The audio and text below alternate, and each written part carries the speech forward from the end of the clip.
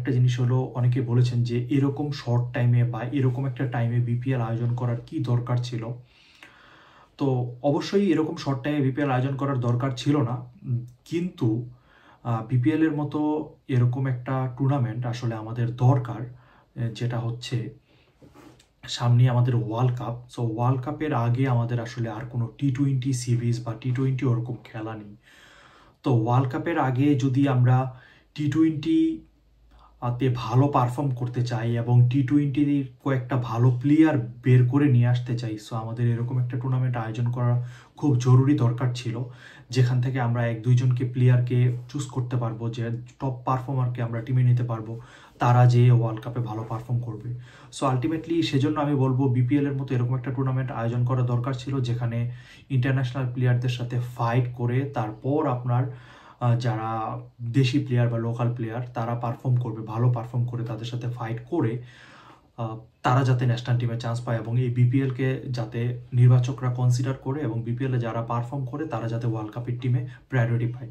So সেক্ষেত্রে আমাদের world কাপের টিমটা আরও বেটার হবে, যে ইমিডিয়েট পারফর্ম করে ওয়ার্ল্ড কাপের টিমে চান্স পাইতেছে। সো আমি বলি এই কারণেই বিপিএল এর মতো এরকম একটা টুর্নামেন্ট আয়োজন করা খুব দরকার ছিল ওয়ার্ল্ড কাপের আগে। তো এবার আমরা জেনে নিই এবারের বিপিএল এর টিমগুলোর ডিরেক্ট সাইনিং সম্পর্কে, যে কে কোন টিমে যাচ্ছে ডিরেক্ট সাইনিংয়ে। আসসালামু আলাইকুম, আশা করি সবাই ভালো আছেন। সো এবারের আজকের আলোচনা হচ্ছে বিপিএল এর ডিরেক্ট সাইনিং নিয়ে। সো বিপিএল এ 5টা টিম এবার অংশগ্রহণ করবে।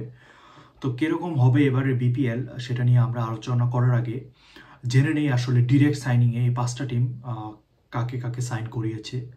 সো রুলস অনুযায়ী প্রত্যেকটা টিম 2জন করে প্লেয়ার ডিরেক্ট সাইনিংয়ের মাধ্যমে নিতে পারবে।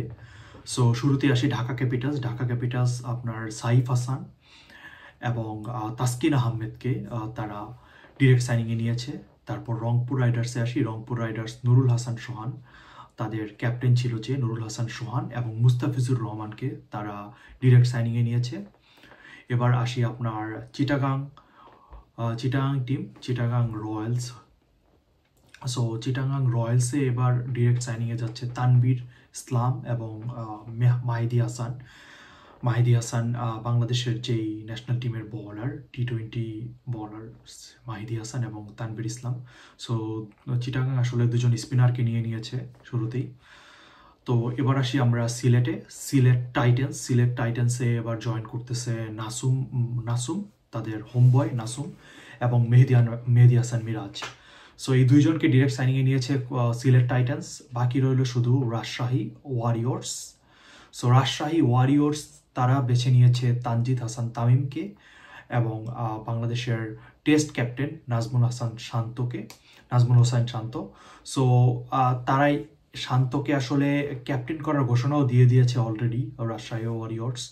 তাদের কোচ যে হান্নান সরকার, সে বলেছে যে তারা আসলে বাংলাদেশের ক্যাপ্টেন নাজমুল হোসেন শান্তকেই আসলে তাদের ক্যাপ্টেন হিসেবে বেছে নিয়েছে। সো এই হচ্ছে ডিরেক্ট সাইনিংয়ের অবস্থা। তো ডিরেক্ট সাইনিং শেষে আসলে আমরা আসি টিমগুলোর বাজেট কীরকম হবে। তো ডিরেক্ট সাইনিংয়ে কে কত টাকা দিয়ে সাইন করতেছে এটা আসলে ক্রিকেটাররা এবং টিমগুলোই ভালো জানে। এটা আসলে মিডিয়াতে খুব বেশি আসতেছে না, হয়তো 1-2জন প্লেয়ার সম্পর্কে আপনারা জানতে পারবেন। সাপোজ যেমন তানজিদ হাসান তামিমকে 1 কোটি 10 লাখ বা 5 লাখ টাকা দিয়ে সাইন করেছে Rajshahi Warriors. So but direct সাইনিংয়ের ভিতরেই থাকতেছে। এটা আসলে টিম এবং প্লেয়ারের মধ্যে একটা বোঝাপড়া। বাট ডিরেক্ট সাইনিংয়ের বাইরে যে অকশনটা হবে, বিপিএল আবারও অকশন ফিরতে যাচ্ছে। 2012 সালে আমরা ফার্স্ট টাইম বিপিএল এর যে অকশন দেখতে পাইছি, সেই এরকম একটা জমজমাট অকশন আয়োজন করার প্ল্যান করতেছে বিসিবি। সো এবারের অকশনে প্রত্যেকটা টিমের বাজেট থাকবে 10 কোটি টাকা। সো এই 10 কোটি টাকার মধ্যে তাদের টিম বানাতে হবে এবং 13 জন লোকাল প্লেয়ার, মিনিমাম 13 জন লোকাল প্লেয়ার তাদের নিতেই হবে।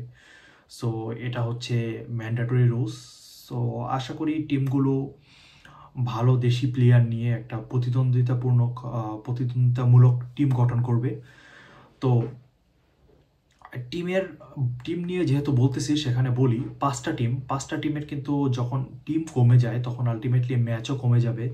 তো যদি আসলে নর্মালি যে আইপিএল এর ফরম্যাট বা পিএসএল এর ফরম্যাটটা যেরকম, যে আপনার টপ 4টা টিম আসলে কোয়ালিফাই করে, 2টা টিম কোয়ালিফায়ার খেলবে, বাকি 2টা টিম 3-4 খেলবে এলিমিনেটর। যদি এরকম হয় তো 5টা টিমের মধ্যে মাত্র একটা টিম বাদ যাবে। সো উত্তেজনা আসলে অর্ধেক কমে যাচ্ছে সেখান থেকেই। আলটিমেটলি আপনি হারলেও আপনার অনেক অপশন থাকবে সেমিফাইনাল বা ফাইনালে কোয়ালিফাই করার। এবং যেহেতু ম্যাচ সংখ্যা কমে যাবে, তো আলটিমেটলি বিপিএল এ স্পন্সর সংখ্যাও কমে যাওয়ার একটা বড় আশঙ্কা আছে।